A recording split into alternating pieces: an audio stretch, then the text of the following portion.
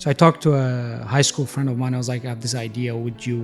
I want to know about your best business. One of the services that I was providing was.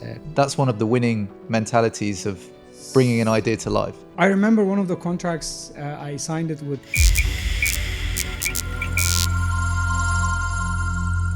Mr.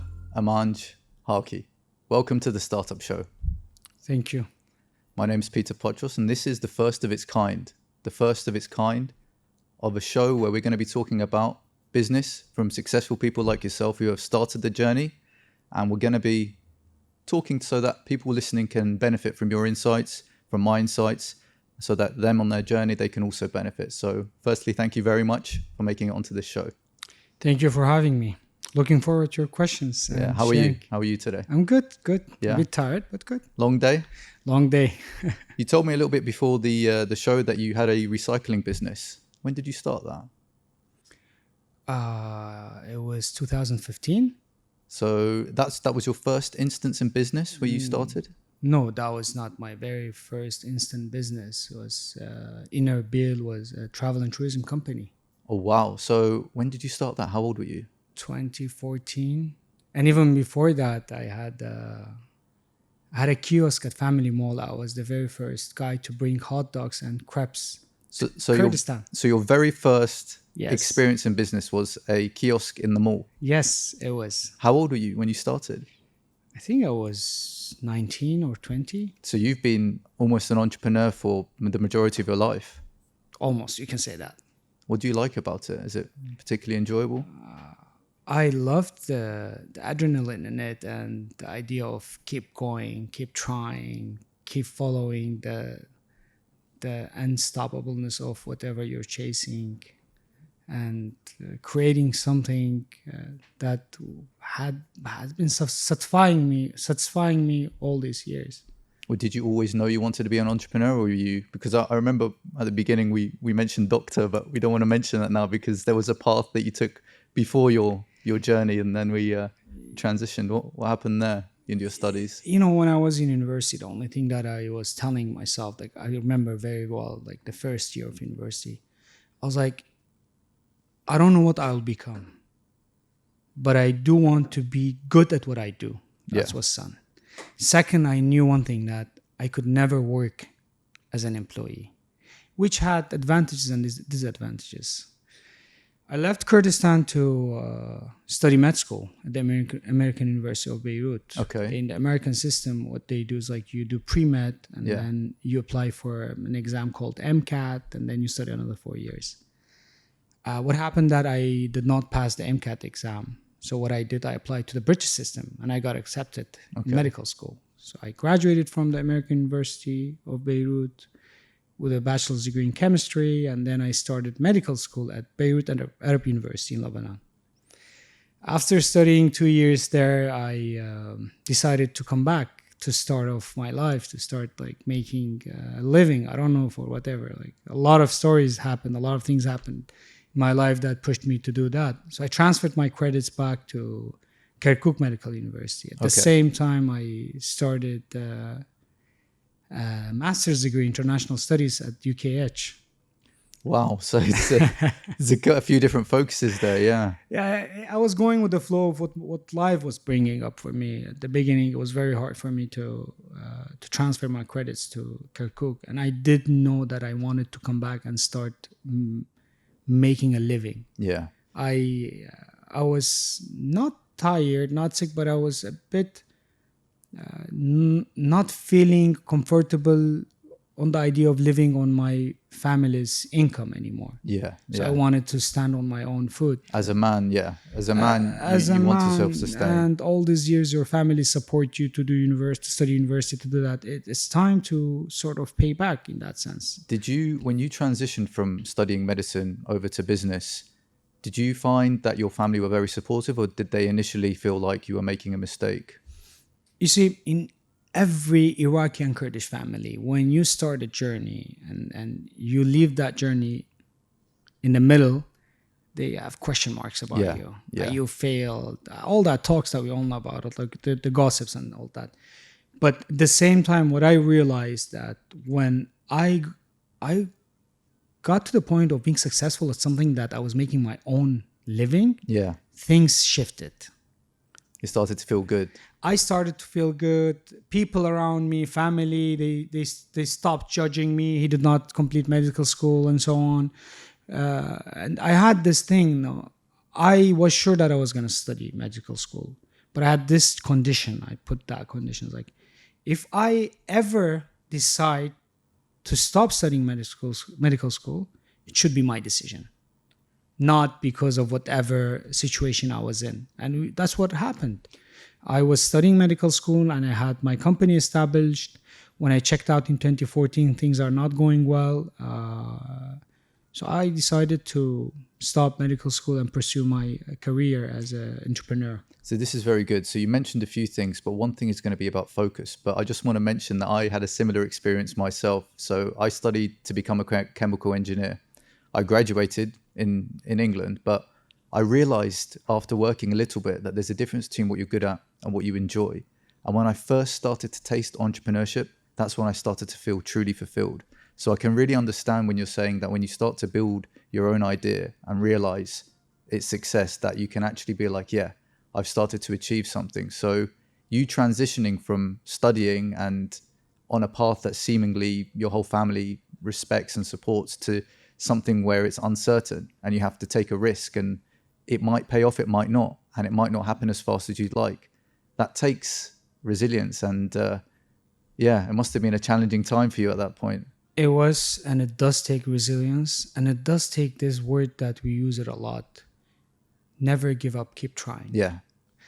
Two things happened in my life that really gave a shift to how I progress in my life. One of the things, it was in 2003 when the war started. I was around 13, 14 years old. After 23 days of war, all our bill was in the village. We used to live in the village, so everyone was there. Okay. I come from a traditional background. Yeah. I belong to one of the biggest tribes of Kurdistan, to be honest. And my father is the chief of the tribe. So that had an effect on how we actually proceed with our lives, how to be careful and all that. I remember when on the 23rd day of the war, I told my dad that I want to go and visit my uncles in The Hague. He was like, I don't have a car to take you. I was like, I'm going to go by cab. I'm going to take a cab and go. And my dad was always supportive of all of us, like brothers and sisters, to try new things, to experience it. He got me in the front seat of a cab, and I took off to The Hague. At one of the checkpoints, they stopped us. I had no ID, nothing. Nothing was there with me. So they stopped me, and they stopped other people who were in the cab. They took me in. They were like, we will put you in prison. Back then, there was only the bathroom to put someone in it. Yeah. I was like, why? They were like, you don't have an ID. And I got really scared. It was hard. And I started saying, I am this person's son. My family is this. It didn't work out. Towards the end of the whole process, I realized it was a joke by a cousin who tried to scare me off. Yeah. But that day, it taught me something. I promised myself that day that I will never use my father's name or family's name. The ideology was this. I was like, your father is the chief of the tribe. True. And his father was. But he took 50% of whatever he is now from his grandfather. He built his next 50%. So finalizing it, I promised myself that I never use his name and family's name again. I never go anywhere without an ID. Up until today, I don't go anywhere without an ID. And I was like, build your character. So that's one of your early formative experiences. But the good thing is with your family, this is the thing, when you have parents, grandparents, great-grandparents, their primary goal when they have children normally is to provide the best support structure for their children, their children's children. And they say the ceiling that you make is the floor for your children, and they build upon that. So for you to want to not, completely take ownership of the gifts that your parents, your great grandparents gave and try to make your own path that's good. I want to understand how that helped you build your first business. So your first main business where you really tasted success, that's in recycling, is that right? Was the kiosk. The kiosk. The Tell kiosk. me about that. So what's the business model there? What did you have to do? Were you selling things? How did that work? When I was at university, Yeah. like in front of the main door of the American University of Beirut, to have all these restaurants, and they had like the sweet, sour sandwiches and everything. And I did like two things, like the crepe, the French crepe, and the hot dogs that they had. So you'd make them? Yes. And would that be on your own, or do you have any support from a friend or anything? So what I did is I talked to one of my friends. So I established it here, not there. Here, Okay. in Kurdistan. That was the idea, what I can bring from outside here. So I talked to a high school friend of mine. I was like, I have this idea. Would you be willing to enter with me into this business, invest with me? He was like, yes. So I did a research in the Lebanese market. I bought all the machineries in Lebanon and shipped it back here. Then I started looking for raw material. I even hired someone who was used to work there and brought him here. And we started selling hot dogs and crepes at the Family Mall, by the way. And we were one of the very first kiosks or even businesses that did that. How easy was it for you to start up? Did you need a large amount of money? Like, for example, if someone wanted to start something like that today, what would it take for them to get started? Do they need a lot of financial support from friends or family, or could they start easier than that? You can start easier.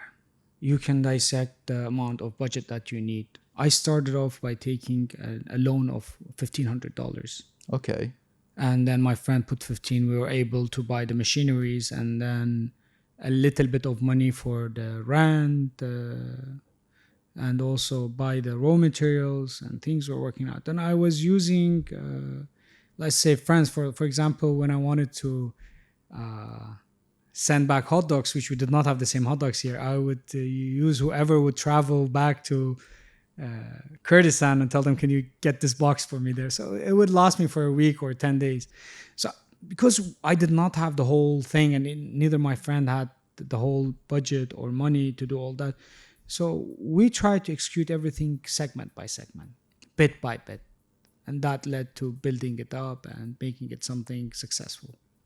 So most important thing is, don't look or don't worry about the money. Complete the idea in your mind. Start initiating with whatever that you have that it won't cost you much. And then take the risk. If you don't take the risk, you'll never see the end of the road. That's good. And I think that's on that. We're going to take a small break. But after the break, I'd like us to dive deeper into your business ventures, and we can really learn a lot more about your experiences, and hopefully the audience can also benefit from your insights. So sure. Thank you very much. Thank you.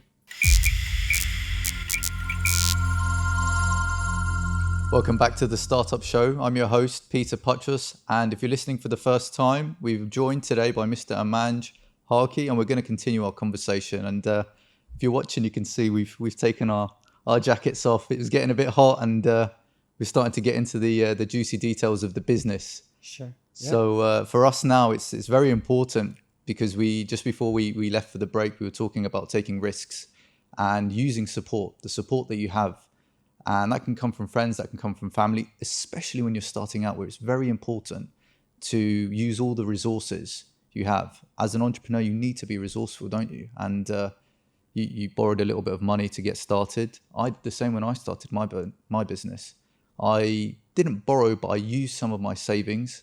I started with $5,000, and my first year I made $6,000. So I made $1,000 in my first year of business, which tasted much better than any money that I made before as a chemical engineer. So there is something to be said about taking that risk. And when you get even a small recognition that you got success, it feels so much better, especially if it's off your own back. And yeah, for you, let's go a little bit deeper. So we talked about your first business in the mall. I want to know about your best business. What would you say is, out of all of the businesses that you've worked on, has been the most successful for you, and why? The best business, it's a process of formulation of series of things or events that have happened in my life. one of them was, I remember when I was young, before I got into all this, after coming back from university, a friend asked for a favor that could be done by someone, a member in the tribe. So I don't know that person. I asked someone to get me in touch with him, and I got his number. I called him. The way that he treated me with such respect, it got me surprised. Okay, I knew that my father is someone, but that much respect was still surprising for me.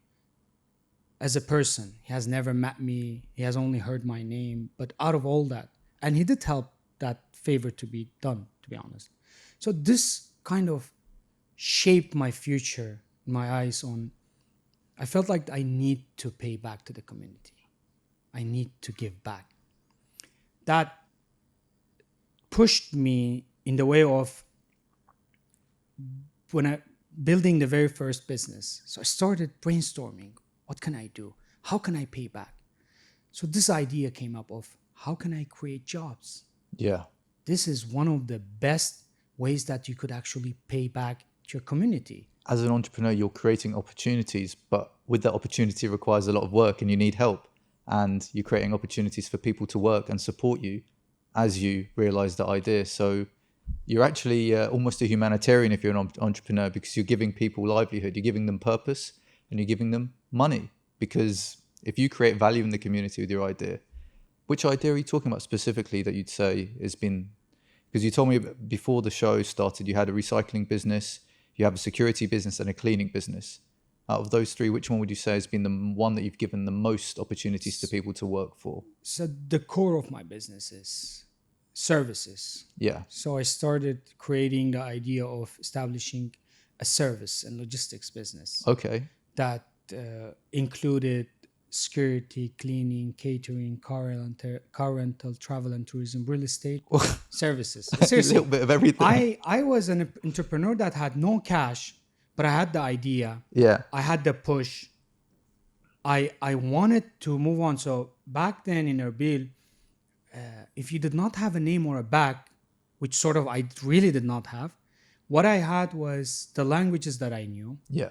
Like I speak 4 languages, and that gave me the way of to sit and with different people from different backgrounds and offer my services. Yeah. So whomever I would meet, when I would tell them, see, I have a security services and I can also give you cleaning or car rental and travel and tourism. So that really got people to the thinking of, instead of me dealing for each service with one, let me try one. Okay, so one solution solves all of their problems. Yes, exactly. For you, though, that's a lot of work. You must have started with one first before going on to another, and you weren't doing it only by yourself, right? Did you start with one and have a team of people supporting you before you moved on to the other? Yeah. Which brings in another question I'll ask shortly about focus and the importance of focus. If I have to be honest, I could tell you I did it on my own at the start. So you were doing the security, you were doing the... No, but it had a formulation of how the things could work out. The idea was mine. I started implementing it. And once you have the contract, you could take help. I see. Okay. I'm going to just bring in my experience here as well, because when I started my first business, before we'd even... So I've got an education business in the United Kingdom. We have contracts with schools. Before we even created the educational offering, what we did was we wanted to understand the market. We spoke to schools and we said, we have this offering, which is going to support you in science, and we can deliver it in 3 months' time. We would then speak to the schools, get the interest. They would sign the contracts being like, yeah, this is fantastic. And we've already got the expertise to be able to build and deliver it. After we got the contract signed, that's when we started to be like, okay, we've got the financial, we know how much is going to be in it. Let's build it and start to deliver it. So that's actually quite good at risk mitigation. You already got the contracts before you even began the implementation and finding people to support you. Is that right? No. So I did get the contract, okay? Verbally, let's say. Okay. So I started on the background to formulate. For example, my very first security contract, I didn't have a company. but I knew that I have the manpower. Yeah. I had people that would want to work. My tribe is a bit like a bit of an expert in the sense of like security and stuff like that. Yeah. So I had a cousin, like a second cousin. He had done some work in that field. So before going and meeting the company that I was going to offer the security services, I sat with him. I was like, listen, I'm planning to do such a thing. Can you organize and run the thing for me? He was like, yes, I can do. He had some experience back then. So I went. I signed the contract verbally. I didn't have the licensing. What I did for that, I agreed with a company that had a security license. So you'd piggyback off their credentials so that you could get. Okay. Exactly. So this is resourcefulness, but it's also thinking in terms of how can you use what you have and also save time. So it's like you could have got the license yourself. It would have taken you a while. It would have taken A lot time of money, which I didn't have. and money. Yes. Instead, you were like, how can I start today? Exactly. And that's the key thing, I think, that a lot of people don't miss, but they will pick up. But that's one of the winning mentalities of bringing an idea to life. You start off as simple as you can with what you've got, with the connections, and you build from there. Then you build on it. Then Yeah. you learn. When you learn, things clear up in your mind. What you have to do about anything that first, you need to believe in what you're doing. Yeah. You need to be ready for the risk. And most importantly, think outside of the box. Look for ways, solutions, not problems. Don't focus on the problems. Focus on solutions. Yeah. Peter can get me a solution. I will cut a deal with Peter, whatever way possible. I don't mind about what's going to happen later until I learn, until I stand on my foot. The next contract, I do it on my own. Yeah. I'll have my team. I remember running 2-3 businesses somewhere. MRF back then, it was the second floor was still empty, Yeah. having only my office in it with a table and a computer. And I didn't know anything about contracts. What I would do is like go online, search, Yeah. bring templates, and try to edit it the way that it would work here and send out. I remember one of the contracts, I signed it with a friend's company, which I took his permission, and things worked out. So implement.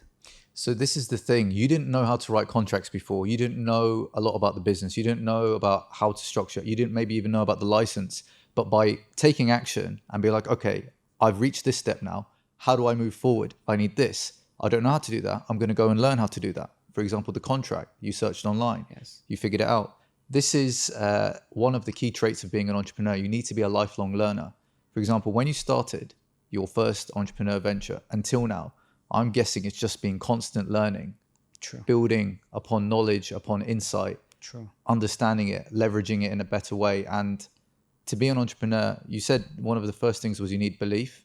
And actually belief is quite key, because if you don't believe in what you're selling, then how can you convince the person you're talking to that, it's worth buying? And yeah. Peter, be open to sharing. Yeah. Share. Don't think of the profit. Build the business in a stable or the idea. Get it running. Share. Then you can fix. I know everything doesn't work in the right way. But if you don't take the risk, you will just keep counting in your place and nothing is going to change. In English, we have a saying, if you do what you've always done, you get what you've always got. True. If you don't take the risk, nothing's going to happen. You're just going to stay doing what you're already doing. And that could be fine for a lot of people. And a lot of people actually prefer that comfort. But people like you and I, and a lot of people probably listening, they're thinking, this is 2025. So many people are capitalizing on opportunities. How do I do the same? And you've got to start by taking that risk. Take that first step. Action. Don't just ideate. So I told you I had travel and tourism and then security. Yeah. One of the services that I was providing was car rental. I didn't have a car and I didn't have the money for it. So what I did, I went to the car show places through people that I met one of the guys and he trusted me. I rented out a car from him. Seriously, for 500,000 Iraqi dinars monthly. And then you would rent it onto someone else On a weekly basis. That would make me $500 weekly. So that made me to build on it. Yeah. And because whoever was giving me the car was convinced by it, the guy who was renting it from me was convinced about it.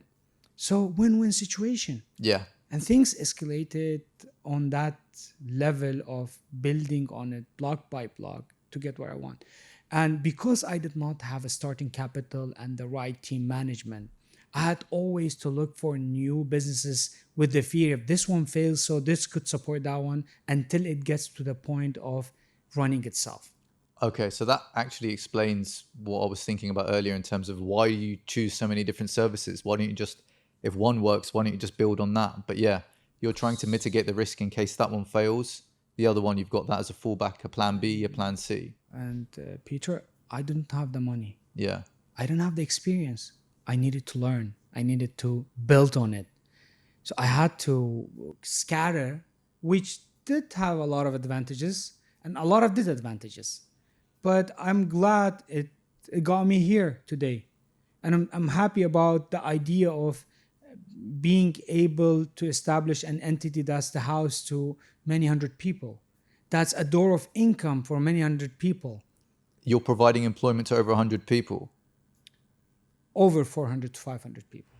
I think that on that bombshell, we're going to take a little break, and I want us to go into that after the break because that is going to be very interesting.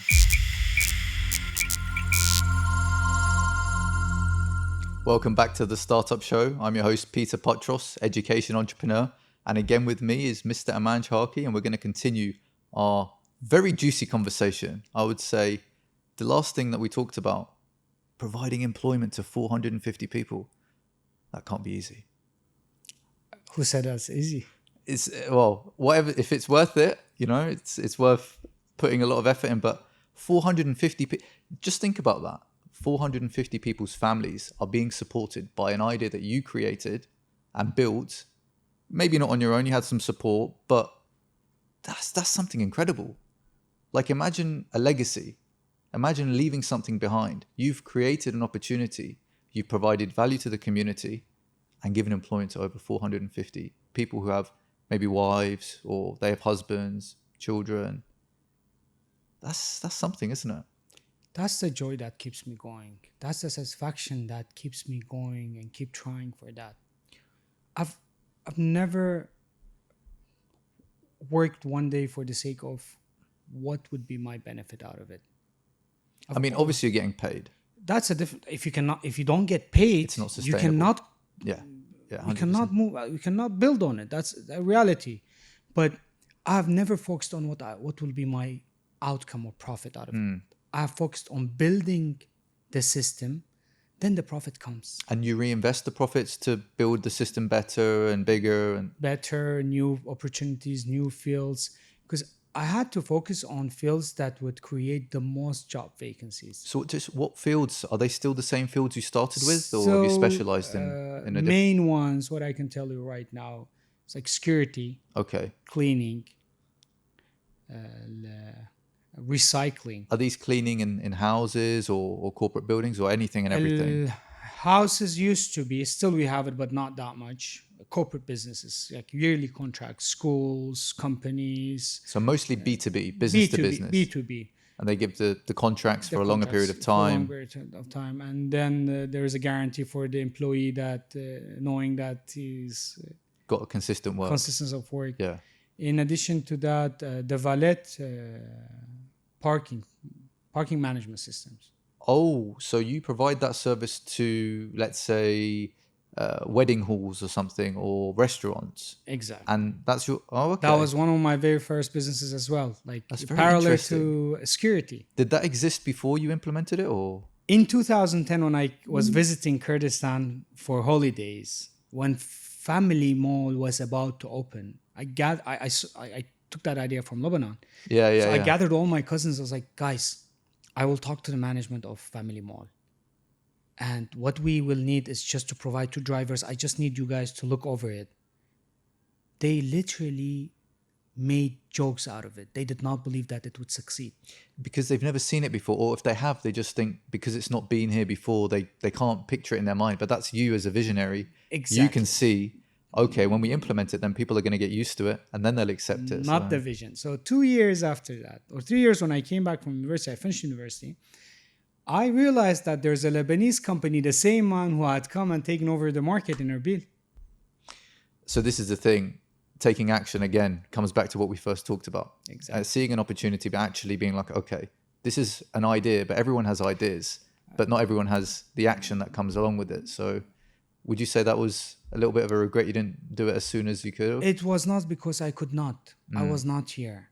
Oh, okay. I offered. I even got the contract from the family mall. The guys were Turks because I spoke Turkish, so I was able to convince them. They had the same thing going on in Turkey. They were very happy about it. But my cousins did not believe in the whole idea and did not work for it. So I couldn't do it on my own. And my brothers were not that old to be able to do such a thing. They were young. Another thing that I did about all this, I focused on something: local employment. So you're giving them opportunities. Locals. Yeah. At the beginning, for example, my recycling business, my very first 5 employees, they were people from Bangladesh and Indonesia.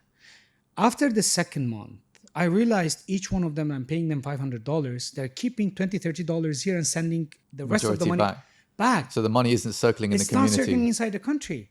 So I decided to, not to fire them, but I decided to taking the right process of switching the employers to locals, which was keeping the money inside the country. That's also. But the challenges that comes with that, was it the same rate? Would you pay 500, or would they want more money? And also the work ethic.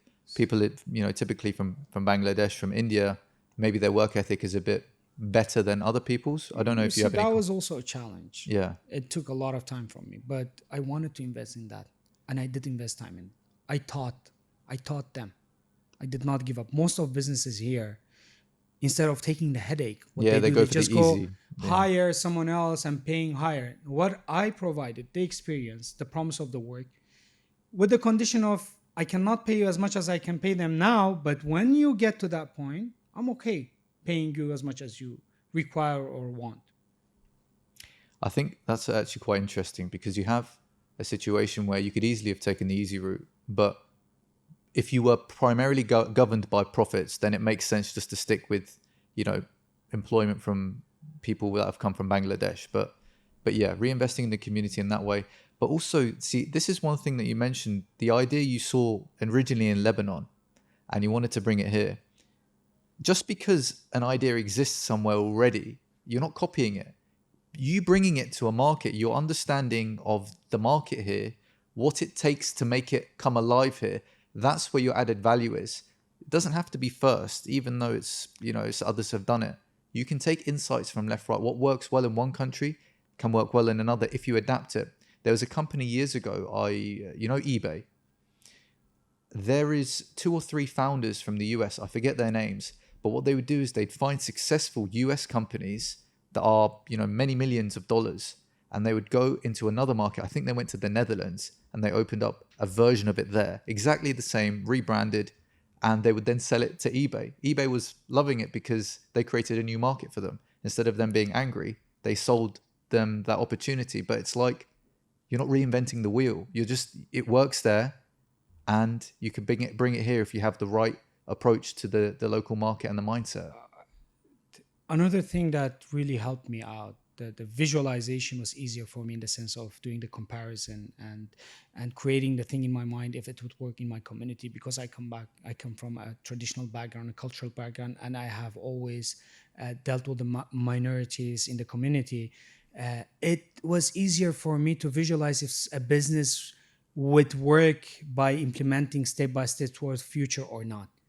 This was the thing, and I knew it was going to work out. And by the time I came back, the Lebanese were already taking care of the whole thing. And the funny thing about it, which I did not like, this money was not staying in the country. That's another thing. So one of the first steps that I took is starting to implement that. I remember a very close high school friend of mine opened up a restaurant in Erbil.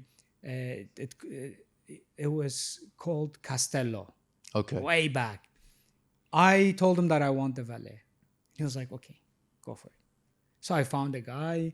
I cut a deal with him. It's like, you want to build the trust to trust him, because valet parking business It's is trust. It's primarily trust. Yeah. trust. Until now, we systemized it in the way on instead of letting people gossip about it, we started renting out parking lots and using the parking I lots see. to make it more legit and comfortable for people, because they were like complaining a lot about that you are taking money by force or you're using that.